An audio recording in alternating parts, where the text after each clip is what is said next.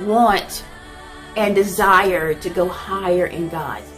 It's something that we long for. It's something that we have heard people talk about.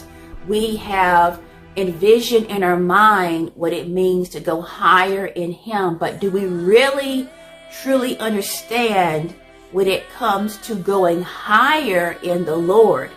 There are certain criteria that we have to do to prepare ourselves. And also, there are times where God Himself is taking us higher in Him. There's one instance we're actually asking the Lord, take me higher in you. I want to go higher in you.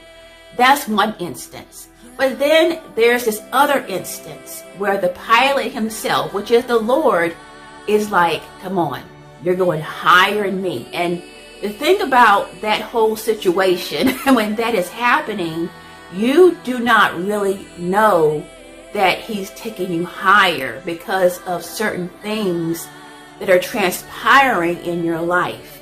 You are thinking that these things that are happening in your life are just happenstance, or you're just thinking that, oh, it's just the trials of life because of a Christian.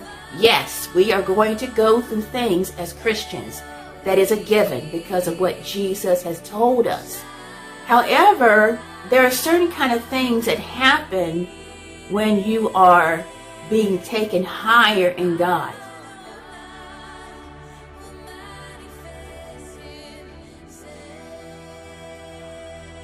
The first thing that I want to start off with is you'll begin to shed a lot of things.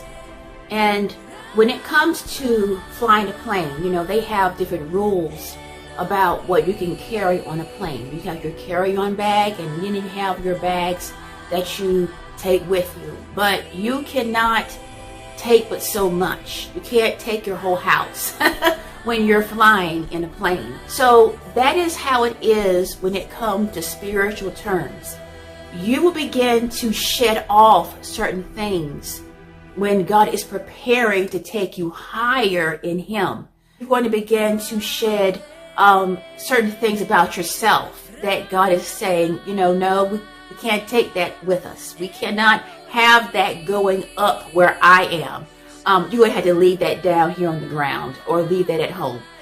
You're going to have to take off a lot of layers of yourself when you're going higher in the Lord. Because when you go higher in Him, when you go higher in the Spirit, when you go higher in the revelations of Him, He does not want any competition. He does not want any parasite drag. That is actually a term when it comes to things that's weighing that plane down. If that plane is weighed down, they call it parasite drag. You do not want anything that is going to prevent you from going higher in the Lord. There's going to be a series of different strippings of how you used to think, how you used to do things. All of these things are going to be stripped down from you so that when you go higher in God, you are not carrying all this excess baggage.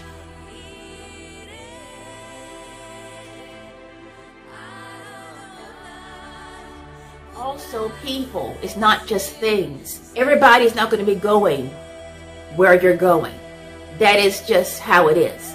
When you think about Moses, when he was called up on the mountain,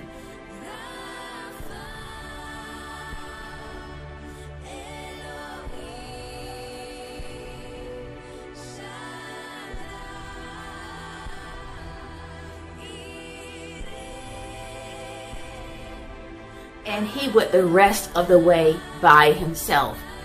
Everybody in Israel did not go up there on the mountain with him.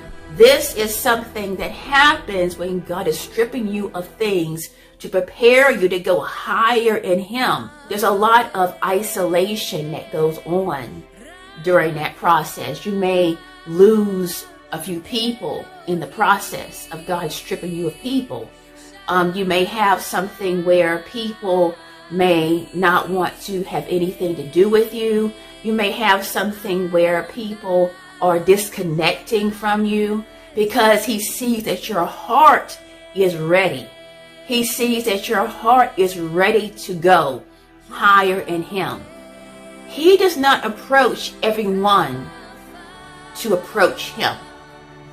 You have to be beckoned because he is a king after all.